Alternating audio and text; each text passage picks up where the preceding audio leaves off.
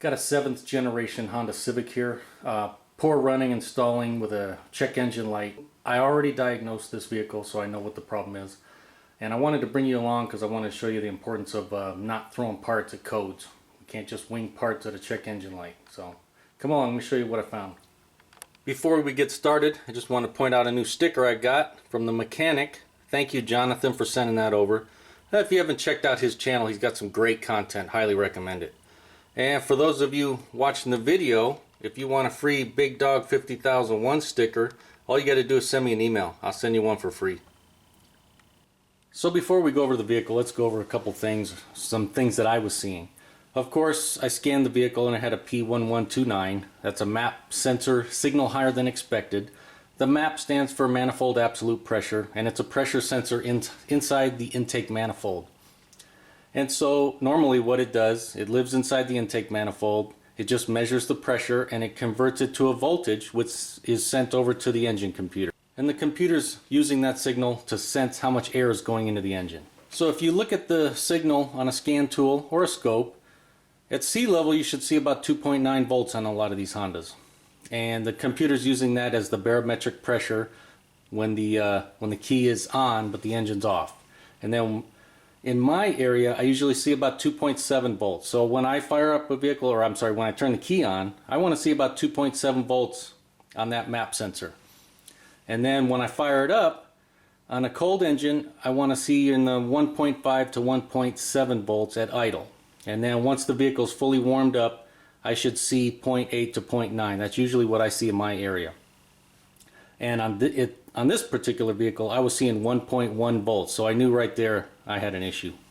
And some of the symptoms I was seeing, it was stalling, running poorly, there's junk coming out of the tailpipe, fuel trims and O2 sensor readings were all over the place. Of course I had the check engine light on and it was in limp mode.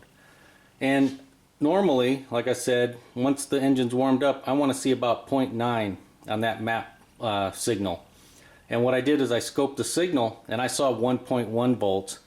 Not only on the scan tool, but I saw it on a scope also. But the scope showed me this. Instead of a flat line, it showed me these humps like this. Every time the engine was turning over, it was going whoop, whoop, whoop, like this, and I could see the hump matching it. And so right there, I knew that was my issue right there. It wasn't the issue of a bad MAP sensor. There was something going on inside that engine that was pushing pressure back into the intake manifold. And so that's what we needed to check.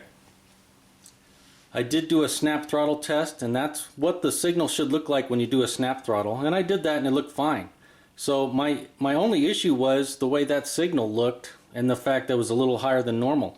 And so it was reporting correctly. This code, which says the signal's higher than expected, was true because the computer wants to see about 0.9 and it had above 1 volt. So this is where you have to know how these systems operate so you don't just go winging parts at it. So now let's go over the car and see what the real issue was. And there you go. As you can see, I got the vehicle all torn apart. I should mention, I did pop the O2 sensor off and put a back pressure gauge on here.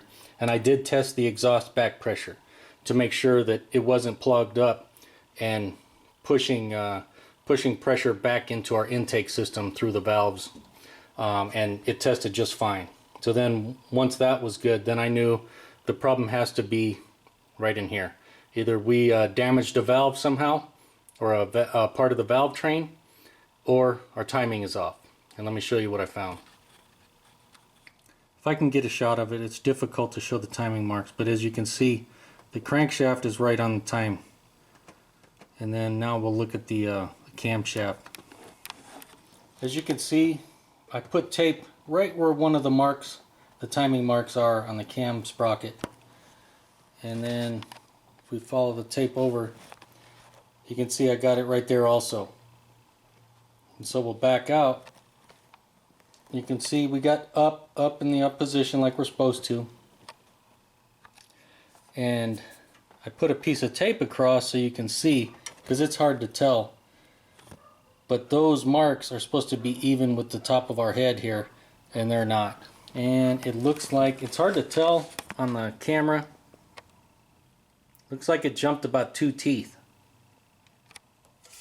Our mark right here should be level with that. So yeah, I'd say we're about 2 teeth off. Let's see if we can see it from the back side. From this side you could probably see it a little bit better, but yeah, our timing mark should be even with the top of the head right here. You can see there's our timing mark right there. It's painted white. Painted white right there. And then down there, that's where it should be. So yeah, you can see we're 2 teeth off. So this timing belt jumped 2 teeth. I'm surprised it's still running. And looking at it, the belt still feels tight. The tensioner and spring look okay. That's the problem right here. Is this top half of the engine is not in time with the bottom half. So these valves are opening and closing at incorrect times, and part of the pressure is going back into the intake and showing up on the map sensor. And also, while I'm thinking of it, there's a TSP on these Civics, and I don't know if you can tell, but these bolts for the tensioners will strip out, and so Honda came out with a longer bolt. You can see the old one is the original short belt that came with the vehicle. This is the longer tensioner bolt that they recommend putting on so you don't strip out the threads. And that's why I made this video. A lot of people see this P1129 and want to immediately throw a part at it. In this case, it was just a symptom. It wasn't the root cause, and so you would have been wrong on that. And when a vehicle like this skips 2 teeth on the timing belt, a lot of times it won't start, or it'll start and it'll stall. And so that can really throw you for a loop. And a parts changer, man, they could just fire the whole parts cannon at it. And that's the whole reason behind this video, is I don't want you to be firing the parts cannon at this thing. Let's figure out the problem and then address the problem, and not just fire parts blindly at a problem. And as always, if the video helped you out or you liked it, make sure to give it a thumbs up. Thanks for watching.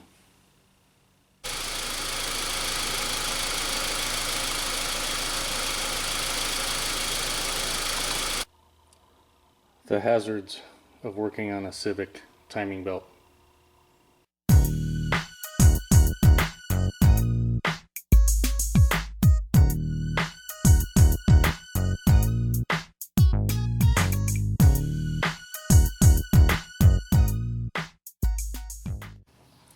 Alright, there's a little bonus footage here.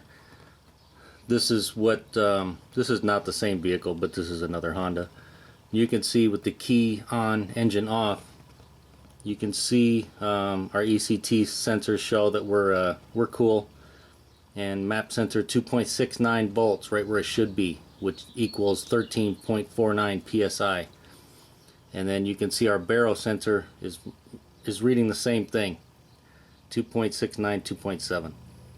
So that's with the key on, engine off on a cool engine. Let's fire it up and see what it looks like at idle.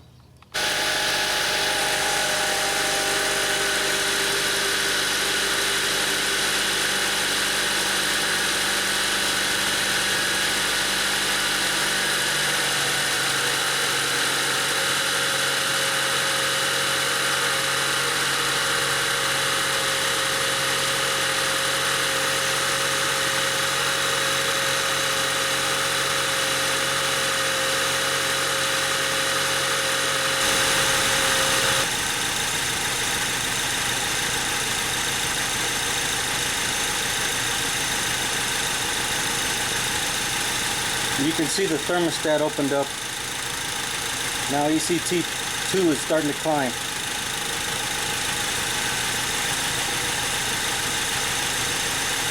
So this vehicle is fully warmed up, and you can see we're bouncing at about 0.8 to 0.82 volts on the map. So as you see, now that I turned the vehicle back off, we're back to 2.69 volts on the map sensor. And then, as you saw from the demonstration when I fired it up, this vehicle was already, I think, at around 90 degrees, even though I hadn't turned it on yet today. It's because it's really warm here today. And so that's going to put the voltage a little bit lower, because the warmer the car gets, the lower that map sensor voltage is going to be. And so that's why I think we were at 1.3 when I started the vehicle up, instead of the normal 1.5 to 1.7. And that's just due to the fact that it's really warm here today. So there are always little variables like that that you have to take into account. Well, I hope you liked the demonstration, and as always, thanks for watching.